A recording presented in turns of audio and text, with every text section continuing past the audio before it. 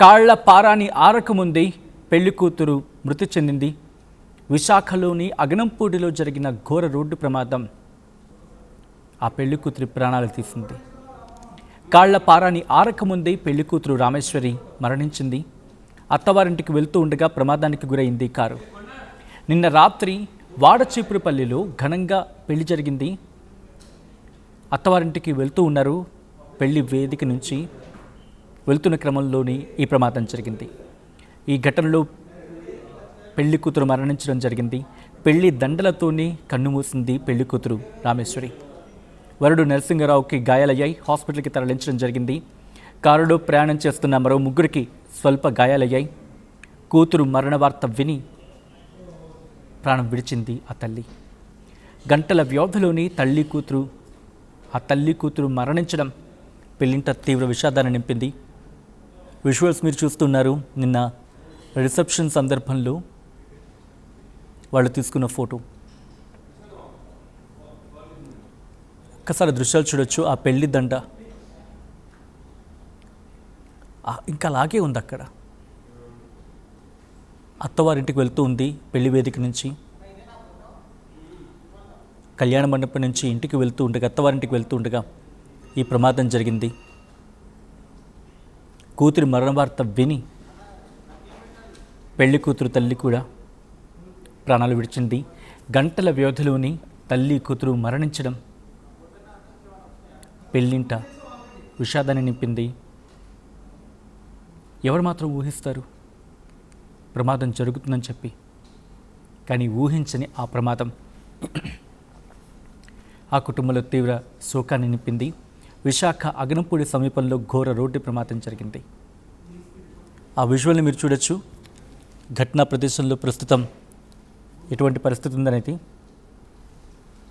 ఈ కథను మిమ్మల్ని కాస్త కలవరపరచొచ్చు. అయితే మిమ్మల్ని కలవరపడకు గురి చేయడం ఆర్టీవీ ఉద్దేశం కాదు. కానీ ఇటువంటి కథనాలు చూసినప్పుడు కాస్త కలవరపడకు గురే అవకాశం ఉంటుంది కాబట్టి దీనికి సంబంధించి తగిన జాగ్రత్తలు తీసుకోవాలని ఆర్టీవీ సూచించడం జరుగుతోంది. విజువల్ మీరు చూడొచ్చు. పెళ్లి కూతురు ఫోటో అది.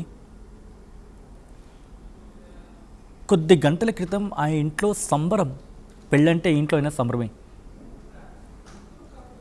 కానీ ఇటు వెళుతూ ఉండగా, పెళ్ళి అయిన తర్వాత ఇంటికి తిరిగి వెళ్తూ ఉండగా కారు ప్రమాదం జరిగింది.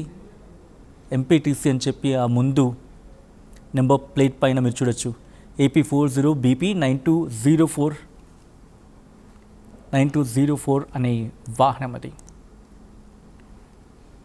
AP40BP 9204. ఈ ఘటన ఒక్కసారిగా ఆ ఇంట్లో తీవ్ర విషాదాన్ని నింపింది. మీరు చూడొచ్చు, రైట్ సైడ్ భాగం అంతా నుజ్జు అయిపోయింది. ఆ ముందు భాగం అంతా కూడా మారుతి సుజుకీకి సంబంధించిన వెహికల్గా మనం చూడొచ్చు అది.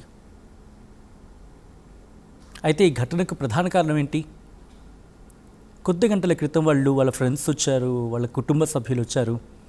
అక్షింతలు వేసి నిండి నూరేళ్ళు సుఖ సంతోషాలతో పిల్లాపాపలతో చల్లగా ఉండాలని ఆశీర్వదించింది ఆ వేదిక.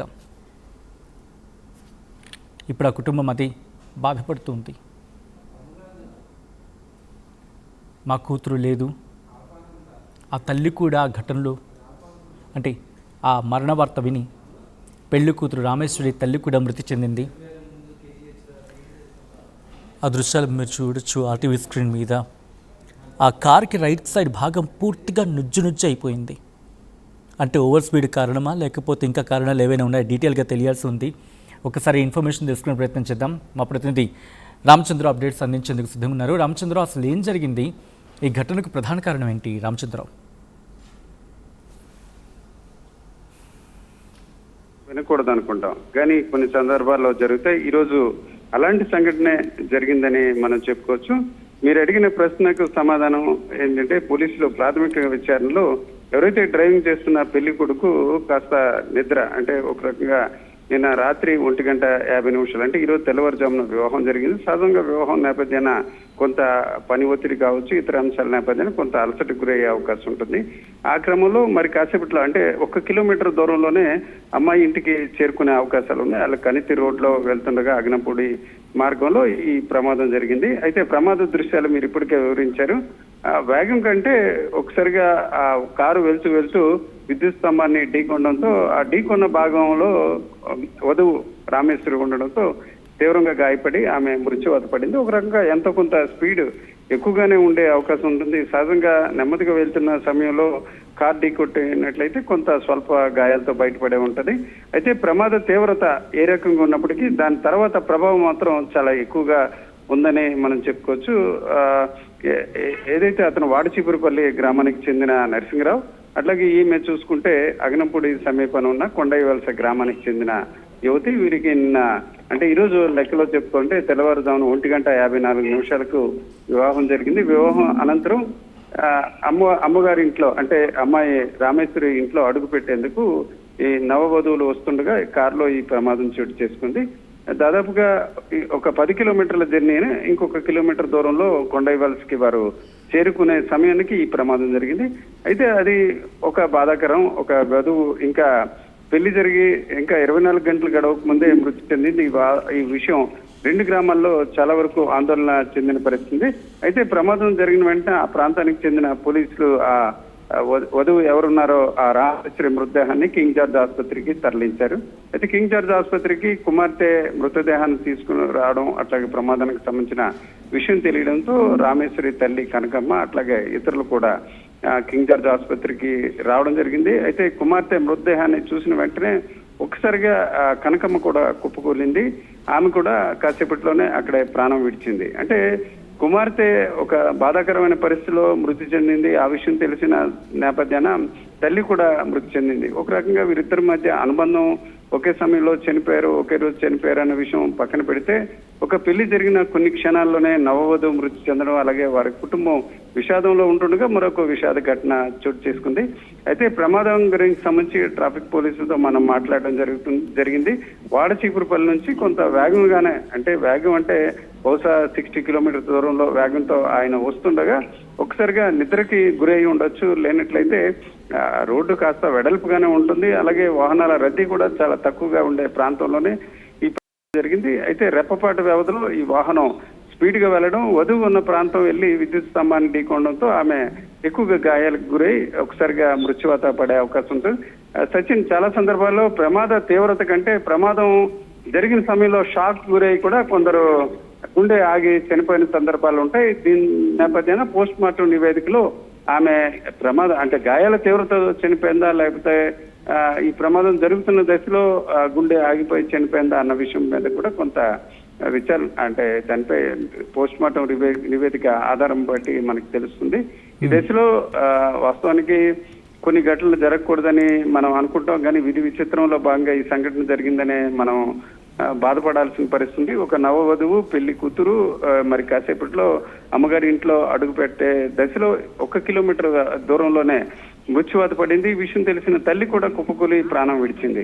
అంటే తల్లి కుమార్తెల అనుబంధం చాలా తీవ్రమైన అంశంగానే ఇక్కడ కనిపిస్తుంది. అయితే ఒకే ఇంట్లో ఇద్దరు అంటే సహజంగా మనకి అంచనాలు బట్టి తెలుస్తుంది పెళ్లి హడావుడి ఎంత తీవ్రంగా ఉంటుంది.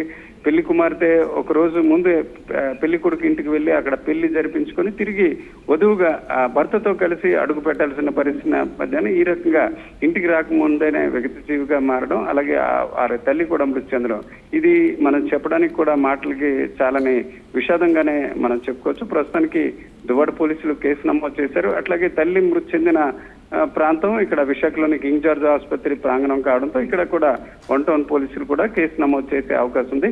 కేసులో అంశాలు ఏ రకంగా ఉన్నప్పుడు కూడా ప్రమాదం జరిగిన తీరు ఏదైతే కాస్త అలసటకు గురైన నేపథ్యాన ఇంటికి వస్తున్న క్రమంలో ఒకసారిగా కారు డ్రైవింగ్ అదుపు తప్పి ఈ రకంగా విద్యుత్ స్తంభానికి ఢీకొనడంతో ఆమె కూర్చున్న భాగం స్పీడ్ గా తగలడంతో ఇలాగ మృతి చెందినట్టు పోలీసుల ప్రాథమిక విచారణలో వెల్లడింది.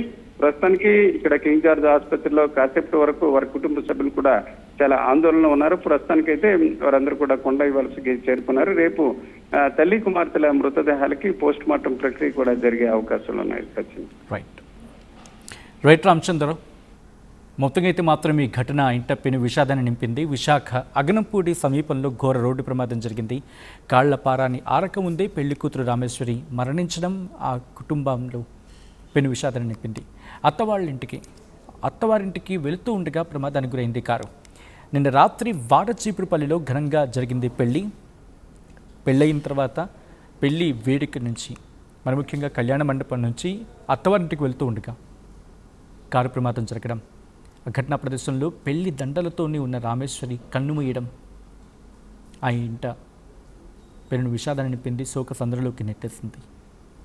వరుడు నరసింహారావుకు గాయాలయ్యాయి, హాస్పిటల్కి తరలించడం జరిగింది, చికిత్స జరుగుతోంది. ఈ కథను మిమ్మల్ని కాస్త కలవరపరచవచ్చు, అయితే మిమ్మల్ని కలవరపడకు గురి చేయడం ఆర్టీవీ ఉద్దేశం కాదు. కానీ ఇటువంటి కథనాలు చూసినప్పుడు కాస్త కలవరపడగురే అవకాశం ఉంటుంది కాబట్టి దీనికి సంబంధించి తగిన జాగ్రత్తలు తీసుకోవాలని ఆర్టీవీ సూచించడం జరుగుతోంది. ఒక్కసారి ఘటనా ప్రదేశంలో ఆ విజువల్స్ ఒకసారి చూసే ప్రయత్నం చేద్దాం.